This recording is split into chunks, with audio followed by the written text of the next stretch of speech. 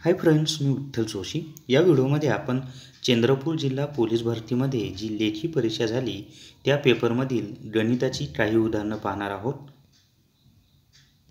गणित व बुद्धिमत्ता चाचणी या विषयांचा अभ्यास करण्यासाठी स्क्रीनवर दिसत असलेले विठ्ठल जोशी सरांचे स्पर्धा परीक्षा अंकगणित व स्पर्धा परीक्षा बुद्धिमत्ता चाचणी ही 2 पुस्तकं तुम्ही विकत घ्या।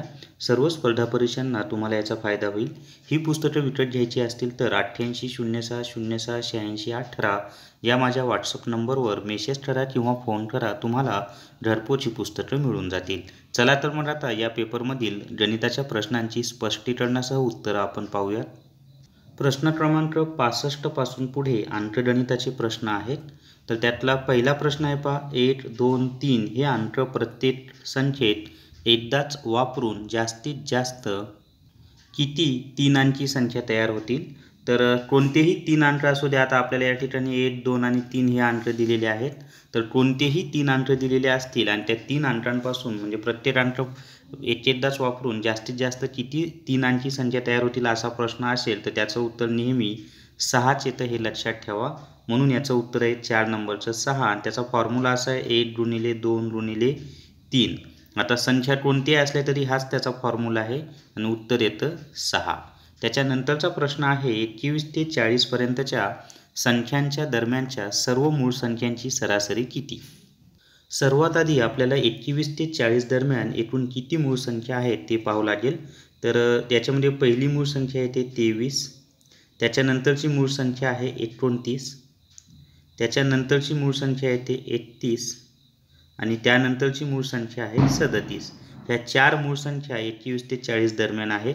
आता यांची जर सरासरी कशी काढायची तर सर्व संख्यांची बेरीज भागिले एकूण संख्या, मग एकूण संख्या 4 झालेल्या आहेत। मग 23 आणि 37 याची बेरीज येते पहा 60, 29 आणि 31 याची बेरीजसुद्धा 60 येते। 60 अधिक 60 भागिले 4, आता 60 आणि 60ची बेरीज आली 120, 120 भागिले 4 जर आपण केलं तर 4 त्रिक 12, 30 हे त्याचं उत्तर आहे। 3 नंबरचं उत्तर आहे 30। त्याच्यानंतरचा प्रश्न आहे 1 ते 100 पर्यंत एकूण किती मूळ संख्या आहेत।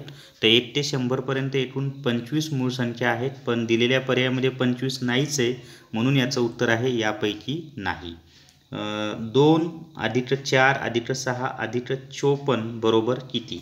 आता या स्वरूपाच्या प्रश्न कसे सोडवायचे असतात तर अतिशय सोपी पद्धत आहे पहा। सर्वात आधी आता इथे पहा 2 4 6 54 या सर्व समसंख्या आहेत।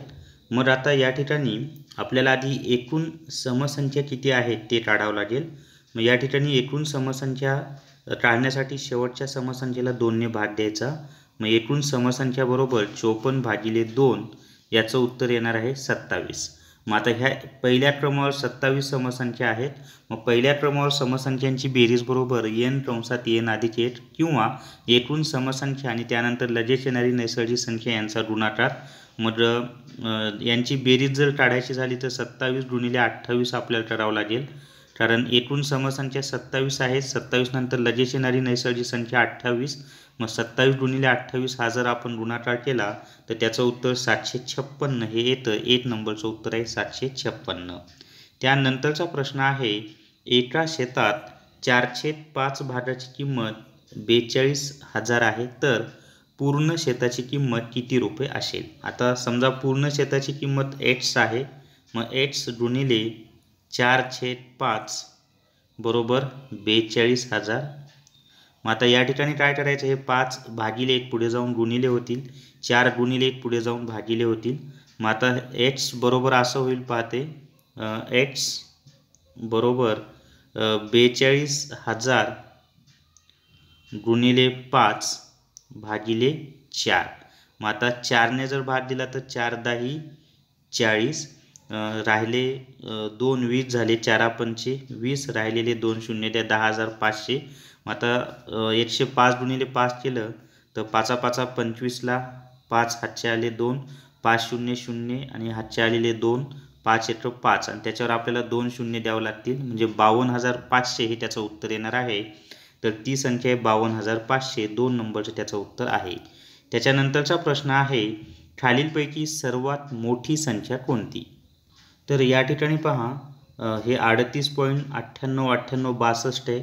इथं 382.99, 382.100, 382.0999. मग इथं येणारच नाही. मग आता इथं 382, 382, 382 समान आहे. मग दशांश चिन्हानंतर आलेला पहिला अंक पहा. अशा स्वरूपाचं उदाहरणं असतील तर दशांश चिन्हानंतर आलेला पहिला अंक ज्या संख्येत सर्वात मोठा असतो ती संख्या सर्वात मोठी असते. मग इथं दशांश चिन्हानंतर 9 आहे, इथं 1 आहे, 0 आहे.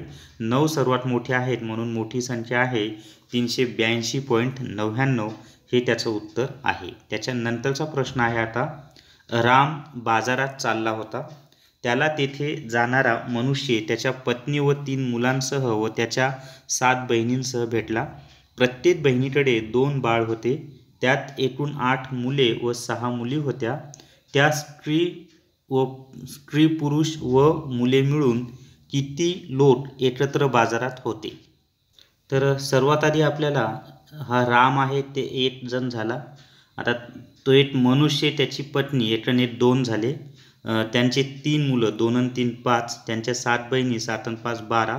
प्रत्येक बहिणीकडे 2 बाळ होते. 7 दोन्ही 14. 12 आणि 14 किती झालेले आहेत? तर हे झाले 26.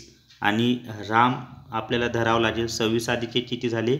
27. म्हणजेच एकत्रित किती जण चालले होते बाजारामध्ये? 27 जण चालले होते. 1 नंबरचं त्याचं उत्तर आहे. 507 मध्ये किती मिळवावेत म्हणजे 705 येईल.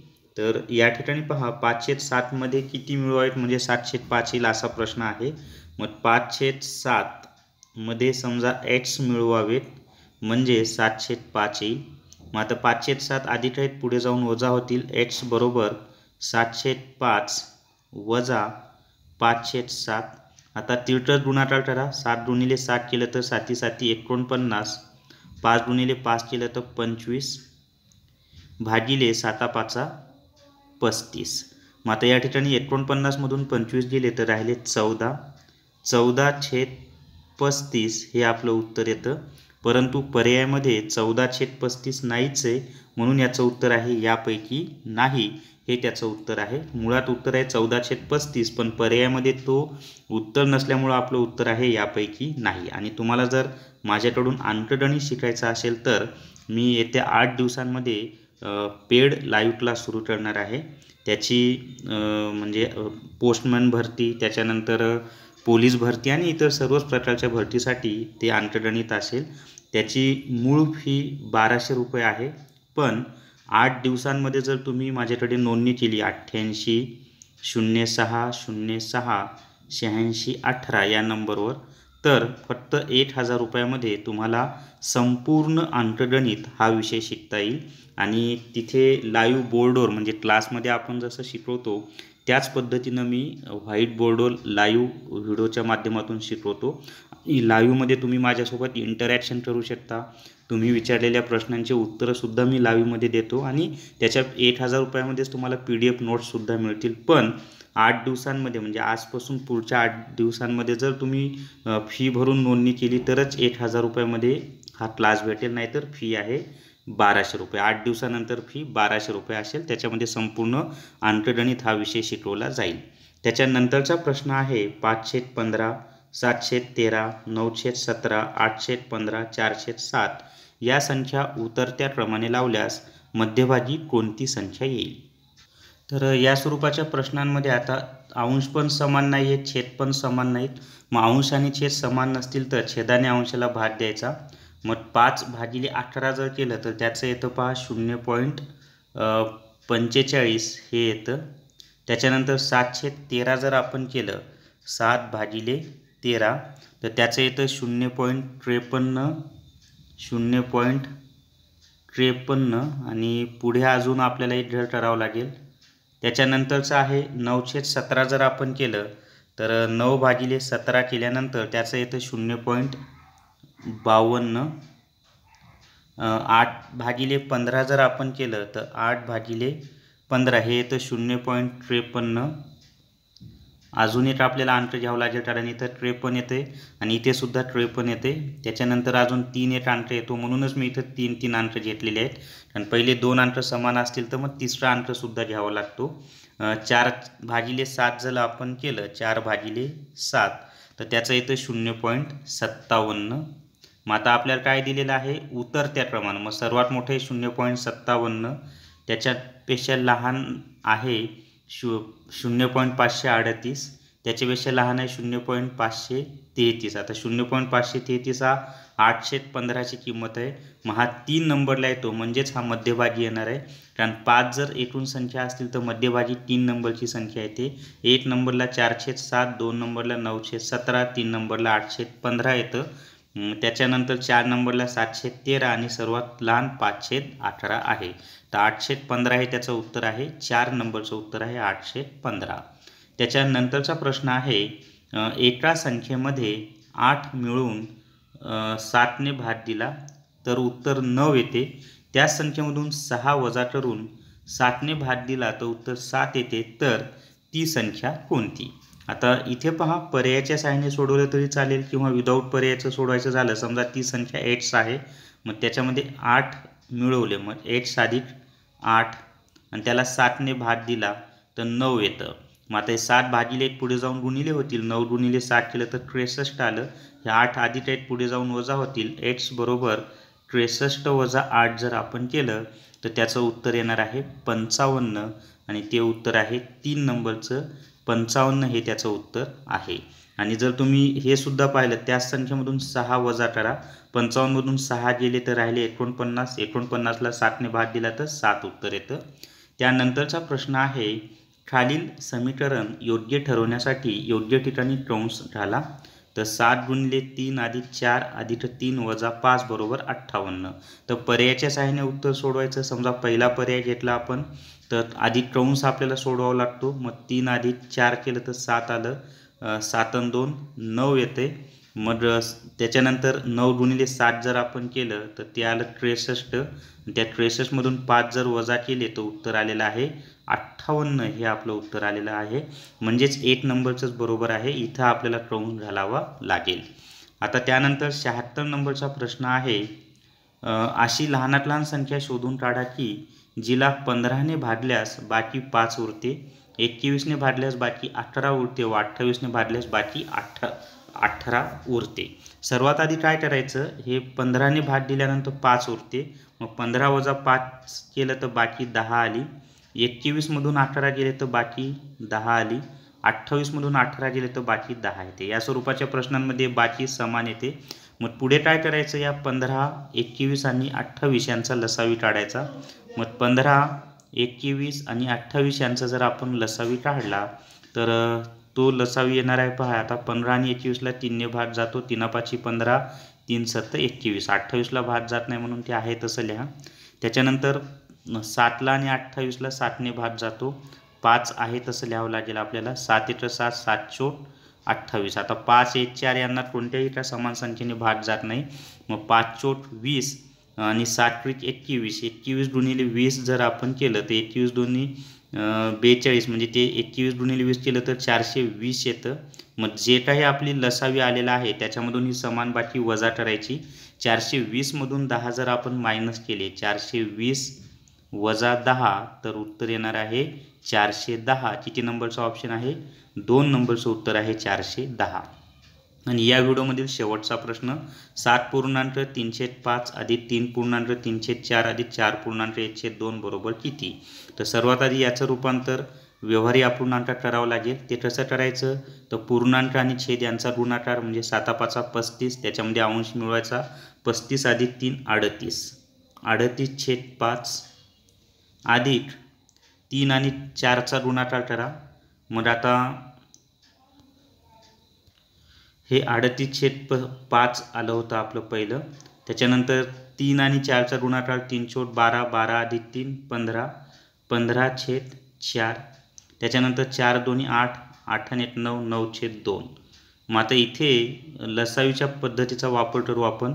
5, 4 आणि 2 यांचा लसावी 20 येतो. मग आता यांचा लसावी 20 आला. लसावी कसा काढायचा त्याचा माझा सेपरेट व्हिडिओ आहे, तो तुम्ही पाहून घ्या, याच चॅनलवर आहे. मग या 5ने 20ला जर भाग दिला तर 4चा भाग जातो. मग 38 गुणिले 4 जर आपण केलं तर 8 × 32ला 2 हातचे आले 3, 5 म्हणजे 8 × 32ला 2 हातचे आले 3, 3 × 12 आणि 3 15 152 अधिक 4ने 20ला भाग दिला तर 5चा भाग जातो, मग 5ने 15ला जर गुणलं तर 15 5 75, या 2ने 20ला भाग दिला तर 10चा भाग जातो, 10 9 90 आणि छेदस्थानी हा लसावी लिहू आपण। मग 152 75 आणि 90 यांची जर बेरीज केली तर 2 आणि 5 7 7 अधिक 0 7 9 आणि 7 16 16 आणि 5 21 21ला एक हातचे आले 2 2 आणि 3 317/20 येते। मग आता 317/20 याला जर आपण संक्षिप्त रूप दिलं तर त्याचं उत्तर येते 15.17/20 हे त्याचं उत्तर आहे। 4 नंबरचं उत्तर आहे 15.17/20।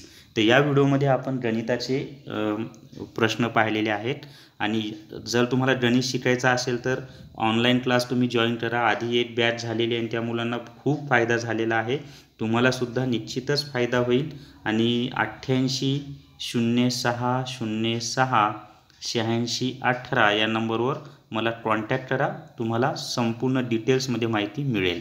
तर हा व्हिडिओ तुमच्या मित्रांसोबत इतर व्हॉट्सअप ग्रुपवर आणि टेलिग्राम चॅनलवर जास्तीत जास्त शेअर करा आणि विठ्ठल जोशी माझं चॅनल सबस्क्राईब करा। Thank you very much.